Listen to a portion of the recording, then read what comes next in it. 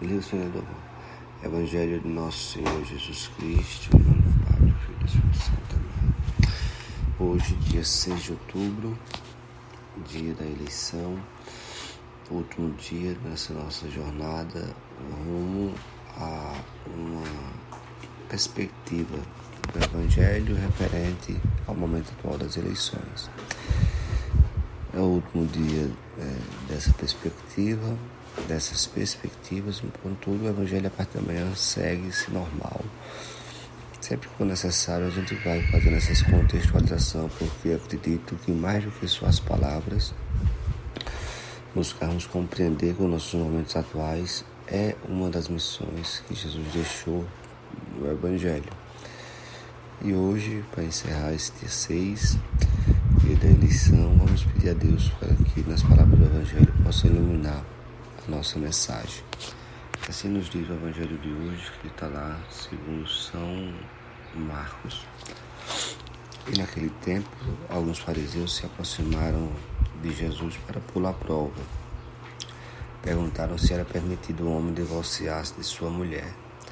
Jesus perguntou: o que Moisés vos ordenou? Os fariseus responderam: Moisés pediu para escrever uma certidão de divórcio e despedi-las. Jesus então disse: foi por causa da dureza dos vossos corações que ele vos escreveu este mandamento. No entanto, desde o começo da criação, Deus fez o homem e a mulher. Por isso, o homem deixará seu pai e sua mãe, e os dois serão uma só carne. Assim não são os dois, mas uma só carne. Assim não já não são dois, mas um só carne. Portanto, o que Deus uniu, o homem não separe. Em casa, os discípulos fizeram novamente perguntas sobre o mesmo assunto. Jesus respondeu: quem se divorciar de sua mulher e casar com outra, cometerá adultério para com a primeira. Se a mulher se divorciar do seu marido e se casar com outro, cometerá adultério. Depois disso, traziam crianças para Jesus a tocar-se, mas os discípulos as repreendiam. Vendo isso, Jesus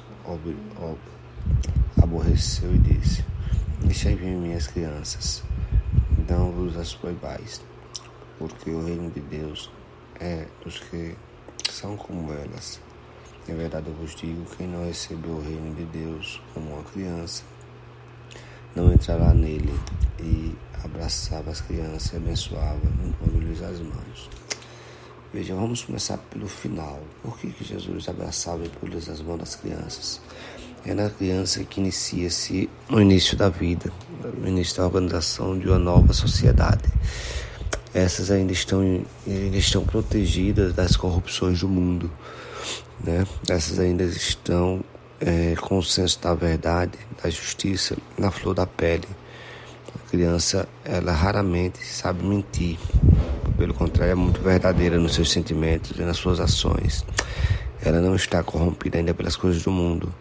Logo, é exemplo para que nós possamos seguir o que Jesus disse. Para chegar no reino dos céus, devemos buscar retornarmos a essa consciência de criança, no sentido de que não nos permitir que a corrupção do mundo possa nos ser parte. E nisso se conduz também o restante do Evangelho, quando fala da importância que tem nos relacionamentos.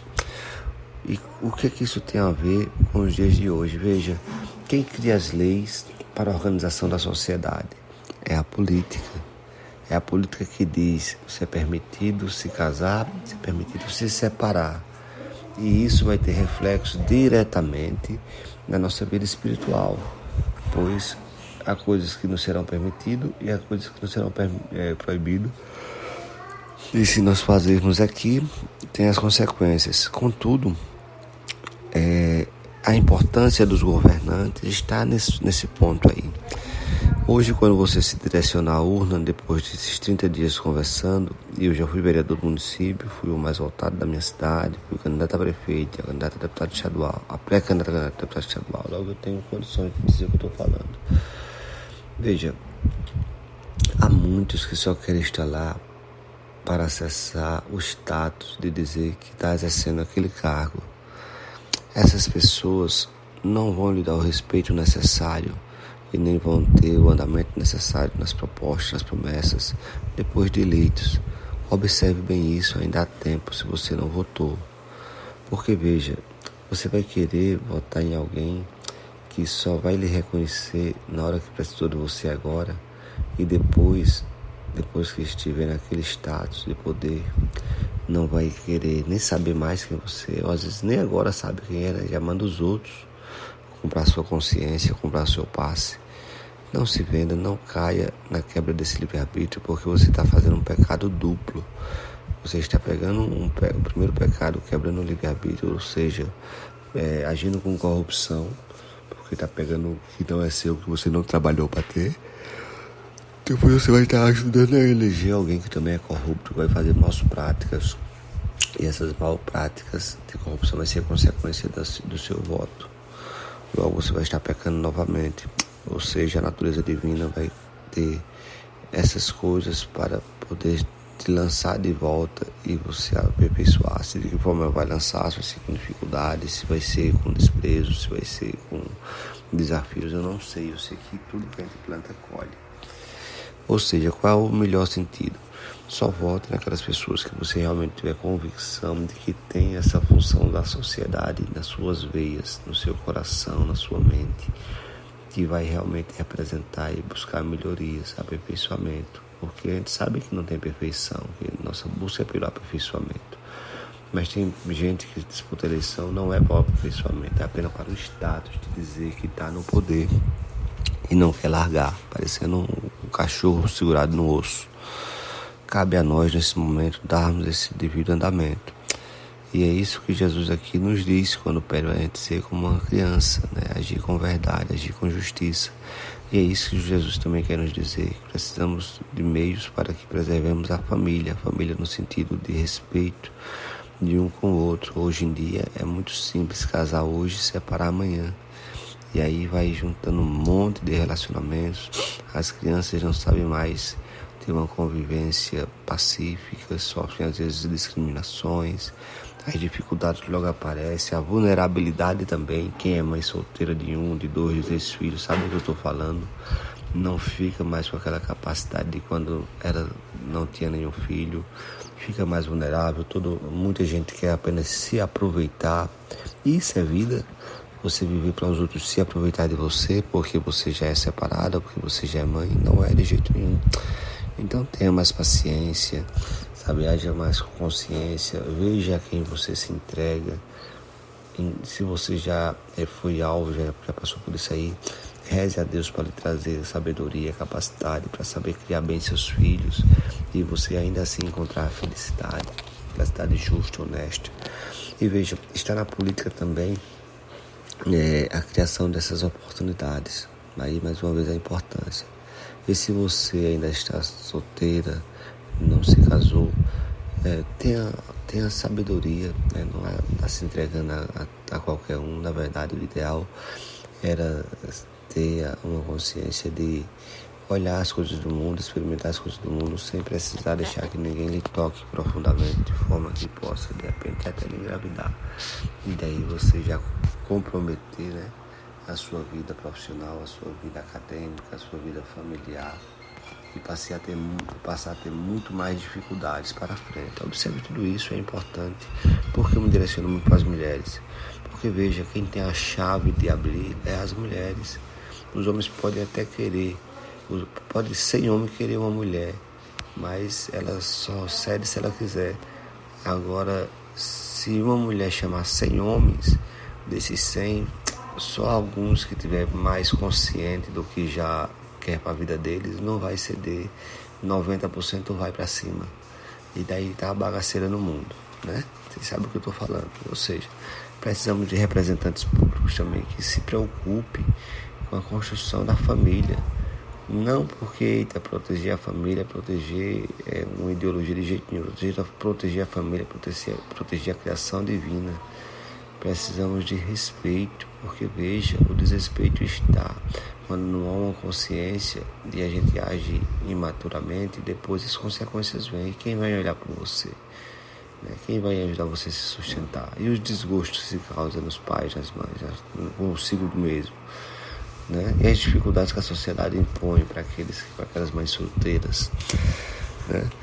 Então, assim, precisamos ajudar, colaborar com políticas públicas que venham a organizar a sociedade. Aí eu lhe pergunto, quais dos que lhe pediram o voto vem falando sobre essa situação da família, de buscar meios de reorganizar a sociedade de forma que essa libertinagem com as pessoas, aproveitando da inocência das pessoas, principalmente das mulheres, acaba comprometendo todas as suas vidas, entende?